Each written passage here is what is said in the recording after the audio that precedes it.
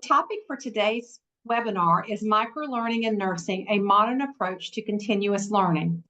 Our presenter for today's presentation is my colleague, Nettie Lucas. Nettie is a United States Air Force veteran of 21 years. Nettie, with the utmost gratitude and respect, thank you for your service to our nation. Thank you. Nettie earned her graduate degree in nursing education with Weber State University in Ogden, Utah. Nettie taught nursing in didactic and clinical setting with special emphasis in teaching medical, surgical, and mental health nursing. Nettie specialized in flipped classroom method of instruction, incorporating creative strategies for active learning in the classroom. Nettie has been with Kaplan since 2018 in a few roles, and now as nurse educator consultant, servicing mostly the Northwest and a portion of the Midwest United States. At this time, I'll turn your attention over to Nettie. Thank you very much, Dawn. It is great to be here today to share with faculty what I have discovered about microlearning in nursing education. Reflecting back on my entry into nursing school, how many of you remember this? That moment that highlights your life forever. Standing in the bookstore surrounded by massive textbooks required for my first year. I realized that my life was about to change significantly. As a 42-year-old nursing student, I was overwhelmed by the mountain of textbooks before me, wondering how it was even possible for anyone to read and learn from them. For those who may be unfamiliar with microlearning, I am excited to share some foundational information on this active learning style. You may find that microlearning offers an enjoyable teaching experience while students benefit from its direct, quick, and easy learning approach. After today's session, I encourage you to consider incorporating microlearning into your courses if you haven't done so already. So after today, you should be able to understand the purpose of microlearning, discuss the advantages of microlearning, and be able to demonstrate microlearning strategies. But before we go into microlearning, it is important to review traditional methods, which are still relevant, however, may be somewhat exhausting for both faculty and student. You see, today's nursing students are extremely tech savvy. They are digital natives, comfortable with technology, and expect it to be integrated into their education. They utilize online resources, simulations, and mobile apps for learning. They thrive in environments that promote active participation, such as simulation, case studies, and group discussions. They appreciate the convenience and the flexibility of digital resources. Traditional methods alone can present challenges, including passive learning, limited student engagement, and a lack of individualized attention. Microlearning will never completely replace traditional methods of instruction. Instead, consider using microlearning in adjunct to traditional methods. If you find yourself in a classroom where students are just not engaging with you, consider altering your teaching strategy to include some microlearning activities. I came across a very interesting statistic in my research in which Zarshinis, that's the author, quotes, "Studies have shown that more than 70% of clinical educators use traditional methods, while more than 90% of nursing students prefer to use newer methods of evaluation and training over the traditional methods." This statistic emphasizes the importance of change, especially as it comes directly from nursing students who are central to nursing education. The author also states traditional methods may be a struggle to adapt to diverse learning styles, potentially leading to boredom and an overemphasis on memorization rather than critical thinking and application. In essence, traditional learning can sometimes resemble a one-way information transfer with limited opportunities for interactive learning or personalized pacing. Now, so what is the purpose of microlearning? In essence, microlearning involves delivering information, mostly digital, in small, easily digestible segments. This approach enhances learning, especially for students who benefit from focused content due to shorter attention spans. Microlearning facilitates quick access to information and enables its immediate application by providing bite-sized, focused content. It enhances student engagement and may encourage increased independent study. Microlearning is a great method to integrate just-in-time learning opportunities into the class or clinical. Brief teaching moments can be surprisingly effective. Mobile devices are abundant in our student population. Think about finding creative ways to engage students with microlearning activities used on their devices in the classroom or even in clinical. For example, if you were at clinical with students, you could engage them with some clinical tips through text messaging, such as a safety message. For your first year students, send them commonly used nursing abbreviations, including a message of encouragement.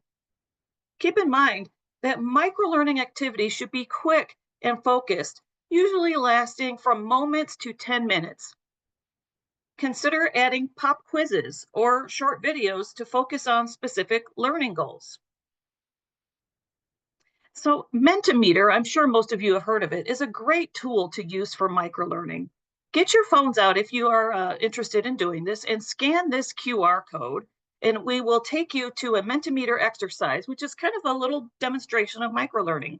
I want you to go in there and slide your bar to strongly agree if you are using any one of those specific microlearning activities.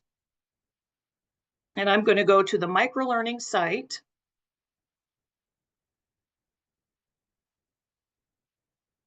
And can you guys see my screen with the data flowing? We can. Okay. Okay, so it looks like 34, the number's growing. Videos and quizzes seem to be the most popularly used levels of microlearning, although there are many different ways you can incorporate microlearning. These are just a few. I'm going to go back to the PowerPoint. Looks like videos is number one, followed quickly by quizzes, videos and quizzes. So it might be something to try a little something different like Mentimeter, like I'm demonstrating today, or maybe creating a little podcast using text. There's so many ways, and we're going to go through it now. Let me go back to show mode.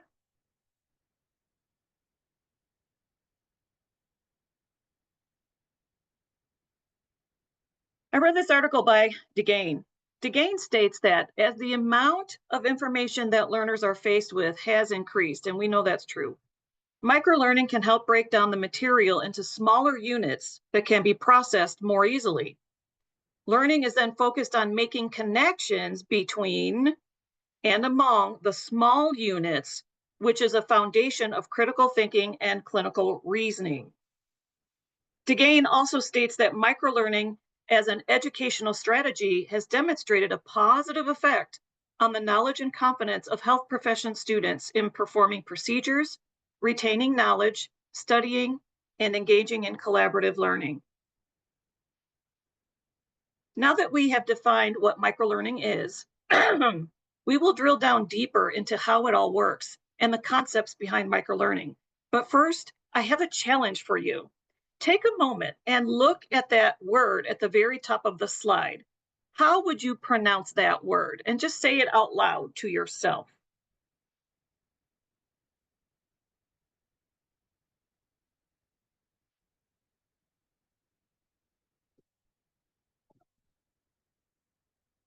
Can you see the video?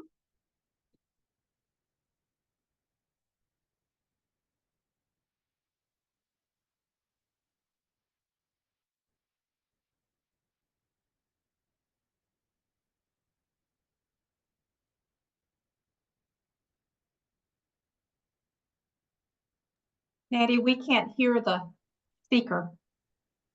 Can you hear it now? No. Might be a connection.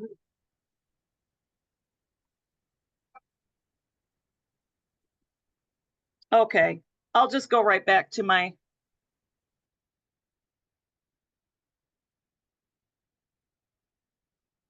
The correct pronunciation is heutagogy. Heutagogy, and I apologize, the video didn't work. So now that we have taught you the proper pronunciation of that word, heutagogy, say it yourself. And although this exercise was a simple, small exercise of supposedly watching a quick little video without sound, I apologize, you have actually went through a simple micro-learning experiment. So after that, after today, you should never forget how to say heutagogy again. Many of you are already acquainted with the learning theory of heutagogy and its practical applications. You're probably doing it already and never really thought. So, lose my voice, sorry. As a reminder, heutagogy, encompassing self-directed learning, problem solving, and self-adjusting, is highly relevant to microlearning in today's digital environment. Tools like podcasts, blogs, apps, and social media provide information in short, digestible segments which align well with heutagogy principles. While the learning theory of pedagogy continues to remain essential in nursing education, integrating heutagogy could better address diverse student learning needs. Combining these approaches may create a more balanced and effective teaching experience for you as faculty, and most importantly, better retention of information for the nursing student. So how does microlearning work? Well, DeGaines references Banning's theoretical framework of information processing theory, which looks at how we acquire, store, and recall knowledge through stimulus and response. According to Banning's IPT framework, microlearning works by an external stimulus being briefly held in the sensory register, transferring that stimulus to short-term memory, eventually moving it to long-term memory through organizing, repeating, elaborating, and distributed practice. Remember when we pronounced heutagogy? After that, we watched a short video. Of course, it didn't work out. I apologize for that. But when you're doing that, you learn it, you repeat it, then you restate it. That's just a simple explanation of how heutagogy helps transfer that information from the short-term memory to long-term memory. Now, this is microlearning. In nursing education, it's in a much larger scale, but that's a very clear example. Now, here's a breakdown of microlearning concepts pointed out by DeGaines' article. These microlearning concepts were developed by Buchem and Hamelman. I will go over them two at a time.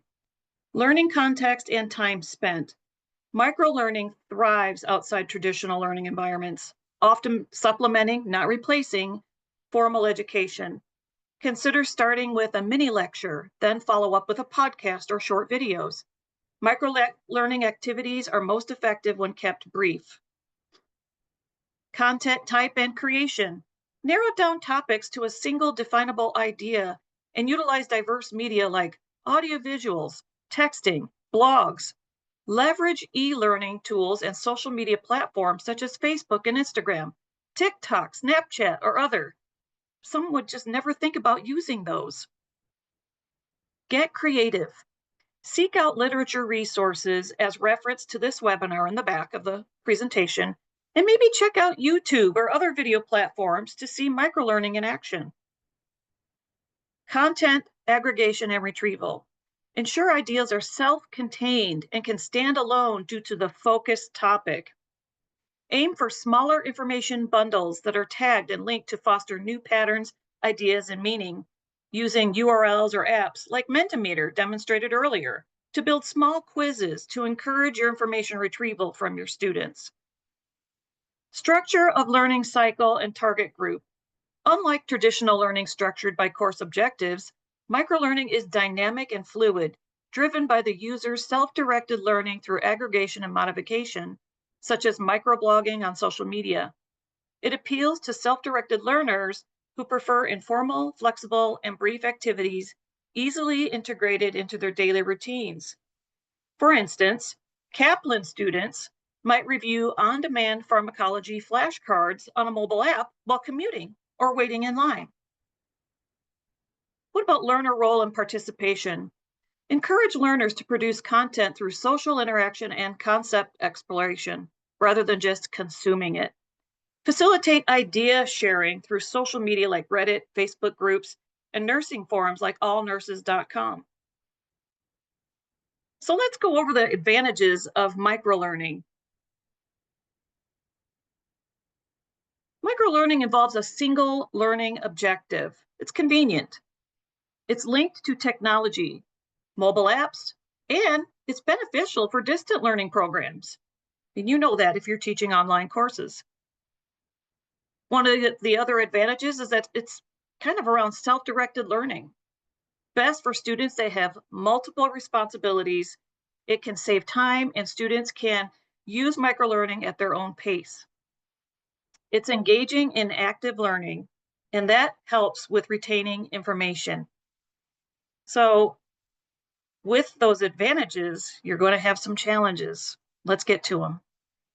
Microlearning can be very challenging for faculty to implement, especially those who are resistant to it, mainly because of technology. Some faculty may find that if they must pivot to incorporate microlearning, they will have to take some time to plan for it. But you know what? Once you have a plan, you'll overcome that challenge. You'll get used to it. It's very easy. Microlearning does rely on network connectivity for the most part, but you can find strategies to microlearning without the internet, such as videos or games. Consider your audience, set boundaries to encourage civil microlearning environments. Faculty do get to know their cohorts very well and will have an instinct as to which microlearning activity will be welcomed by all. It would be a good idea to make sure all students have access to the resources you intend to use for your microlearning activity. Perhaps some students aren't on Facebook, so you may have to take that into consideration and avoid forcing students into any social media platform they do not want to be a part of. Planning your microlearning activity, you got to make sure it's purposeful.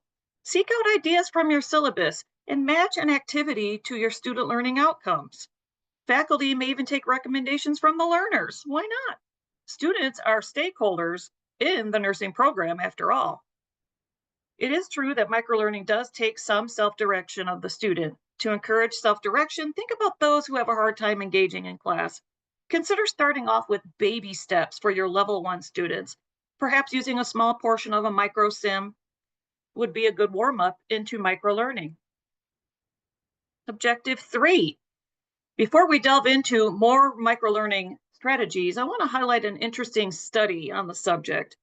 A nursing program in Iran conducted a study with 38 students under the age of 25. Now, I realize that is a small sample size. However, the study was really interesting to me. It was a good read, and I want to share what I learned with it with you. The article is titled "The Effect of Microlearning on Learning and Self-Efficacy of Nursing Students, an Interventional Study" by Zarshinis. It compares a control group to an experimental group in learning about child vaccines. The control group used traditional methods of learning, whereas the experimental group used short, 5-minute educational videos on child vaccines via the WhatsApp social network platform. All participants received instructions and support through open communication within a virtual network to answer any questions.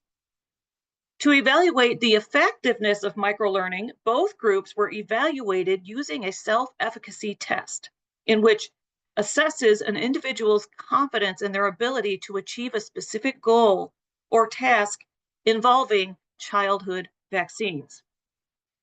Now, Zarshinis states that the results of the self-efficacy test revealed that the traditional training method, the control group, had no significant effect on nurses' self-efficacy, while the experimental group using microlearning had a significant effect on nurse self-efficacy. The information provided in a smaller volume was faster and easier to retain. Short and small contents were available for the learner at any time and place. Overall, the article indicates that data analysis of this study showed that using microlearning content in both traditional and distance learning classes had a positive effect on learning outcomes.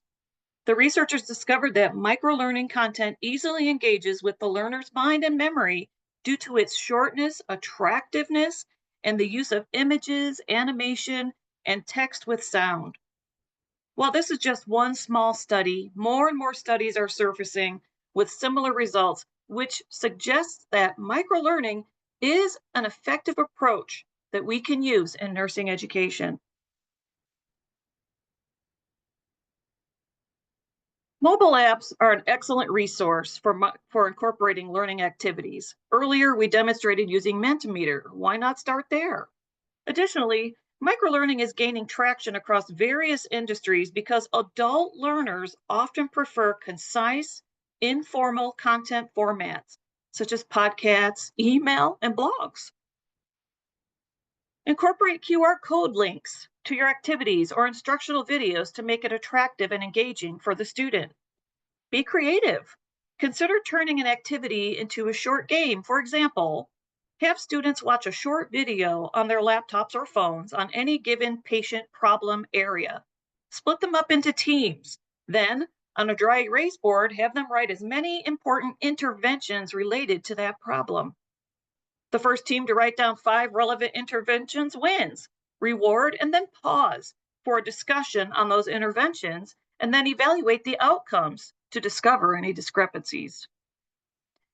When planning to incorporate microlearning, remember that while micro content isn't suited for novel, complex concepts, it effectively builds on existing knowledge.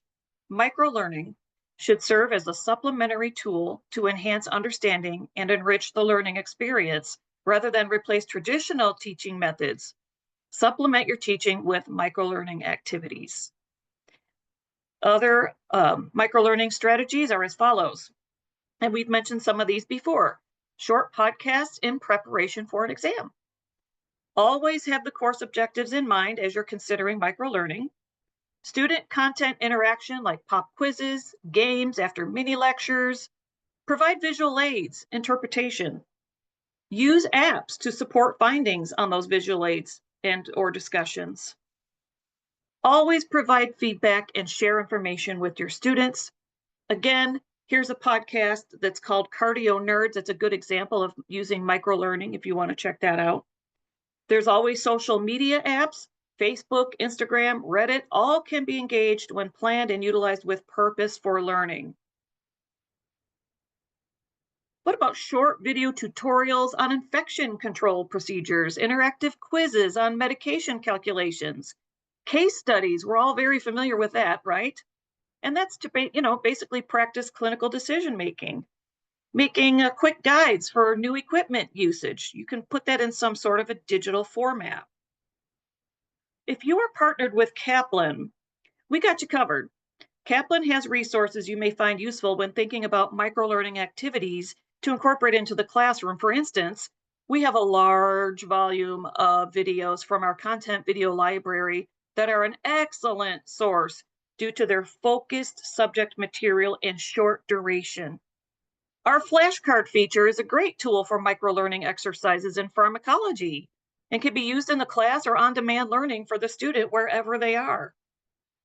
Students can create their own focused review short quizzes that include remediation with short videos or even animated illustrations, which are an excellent microlearning strategy.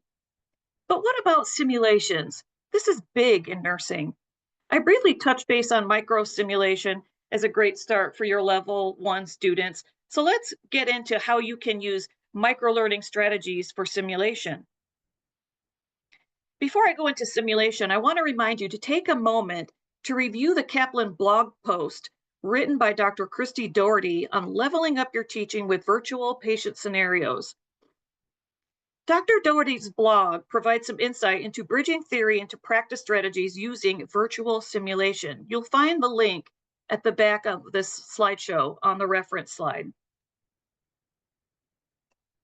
Kaplan has virtual simulations in both our pre-licensure and grad spaces as seen above. Both are perfectly suited to adapt to microlearning in the classroom. Simulation microlearning is so easy. Start by working through cases one module at a time, whether in class or lab. Simply starting with an electronic health record review in the simulation and then discuss it, and then move on, teach something else, and then work through the case over time. Other simulation tips and microlearning case discussions. Consider texting with each other, great for distant learning, using polls, again, Mentimeter or other apps. Creating a podcast prior to a simulation assignment. Host sessions about a real patient situation that's relatable to the virtual sim case prior to class. The aim is to get the students familiar with the topic of the case ahead of time without revealing the virtual simulation details. Try using interactive apps to identify strengths and weaknesses of group activity working through a case in real time. Use polling or other learning apps to draw in the engagement. Remember, it does take some time to prepare and plan how you're going to use this micro-learning and integrate it into class. Just keep it simple, baby steps, prompt, make sure it's purposeful. Micro virtual simulations are a great start. So in conclusion, microlearning is truly a game changer for nursing education. Today, I discussed the meaning and purpose of microlearning.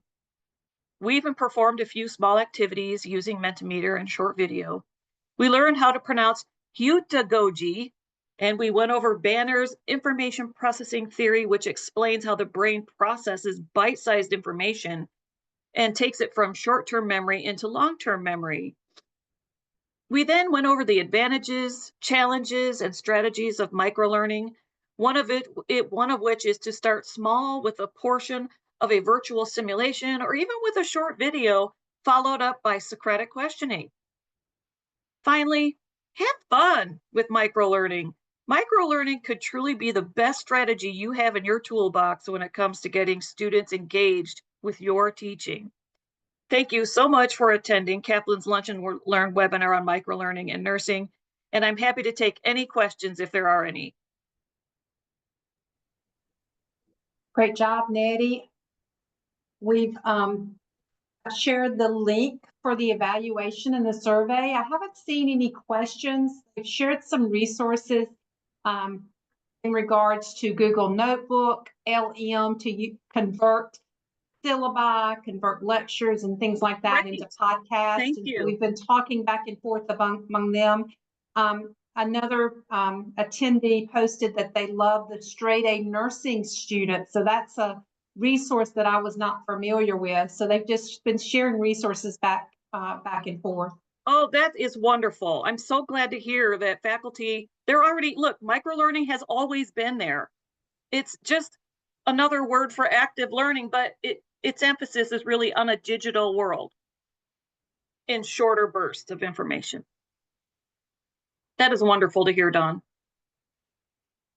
So come off mute or ask any other additional questions, or feel free to put them in your chat if you'd like. We certainly appreciate you all attending, and the evaluation survey, which includes a certificate of attendance, has been included here, and I'll add it again below just in case you've not seen that. Any additional questions, just feel free to let us know. We'll be happy to help support. Okay, there's a hand up for Veronica. I'm not seeing any hands up. Veronica, we apologize, but can you add a question to the chat? Apology, Veronica, that it's just a comment. We appreciate any comments, so feel free to share below. And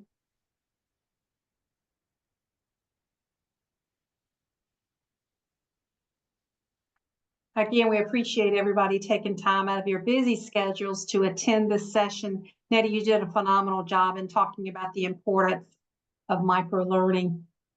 How I wish that had been focused on when I was in nursing school.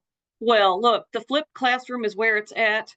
if you are still kind of hung up on those long, long lectures with your PowerPoints, you've got to think about your students and how they're engaged with that. How do you want them to get more active in their learning?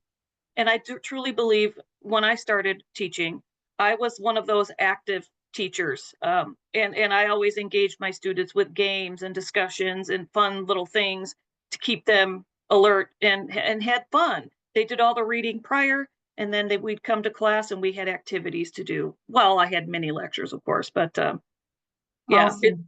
yeah. Veronica mentioned that she used levelup.com and found that she lived close by the vicinity of where Veronica is. And they used it so much and liked it so much, they invited this Level Up to the pinning ceremony and introduced her as an unofficial teacher. So that's pretty awesome. There was a question of how do you encourage faculty to embrace this approach, Nettie? Do you want to speak to that? Well, look, you know what? When I was a teacher, I always asked my student, what can I do to make your learning environment more engaging? I want you to have the best nursing program experience that you could possibly have. It's not perfect. They're going to have bad days. We know this, right? But the more engaged you are with changing your strategy and bringing in some fun, some activities, then they're going to get the buy-in. And that's how you do it. You simply ask them, what can I do? You don't wait for the student evaluations. How can I make your learning more fun and more engaging? Because it does help with retaining information rather than just listening to long, long lectures. Absolutely. And there's another question, can we review where to find the virtual sims? Well, that depends. Like Kaplan, of course, we have simulations. We have iHuman, which is coming back for the pre-licensure program. I'm so excited for that. We have our grad space simulations, which are micro virtual sims. I'm not sure what your institution has for simulations, so I would seek that guidance out from your dean or any other faculty member that might know where you can find other simulations accessible to you.